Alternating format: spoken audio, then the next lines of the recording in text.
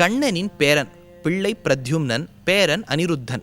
அனிருத்தன் ஒரு நாள் ராத்திரி தனியாக படுத்துன்னு இருக்கும்போது தான் பாணாசுரனின் பெண் உஷா நினச்சுண்டே இருக்கா. அவனை நினைக்கும்போது அவளின் தோழி சித்திரலேகா சொல்கிறா, கவலைப்படாத, அவனை நான் இங்கே இழுத்துன்னு வந்துடுறேன்னு. அப்படியே மாய சக்தியினால் அப்படியே அலக்கா தூக்கிண்டு வந்து விடுறா அனிருத்தனை. யாரு? கிருஷ்ணனுடைய பேரனை. இவா 2 பேரும் ஒன்றா இருக்கும்போதுதான் பாணாசுரன் பார்த்து பாணாசுரன் கிருஷ்ணனை போருக்கு அழைக்க இவா 2 பேரும் சண்டை போட்டார்கள். எதுக்கு சொல்ல வந்தேன்? ஆண்டாளுக்கு அந்த பயம்.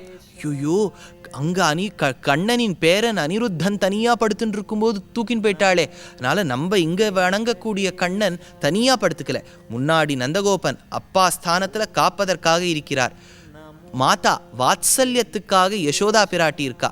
கடைசியில் பலராமர் இருக்கார். எல்லாத்தையும் செம்பொற்கழலடி செல்வா பலதேவா, ரொம்ப வீரனான பலராமர் இருக்கார். அதனால் கண்ணனை தைரியமாக நம்ம எழுப்பலாம்ங்கிற தைரியத்தில் எழுப்புறா. இது ஒரு கருத்து.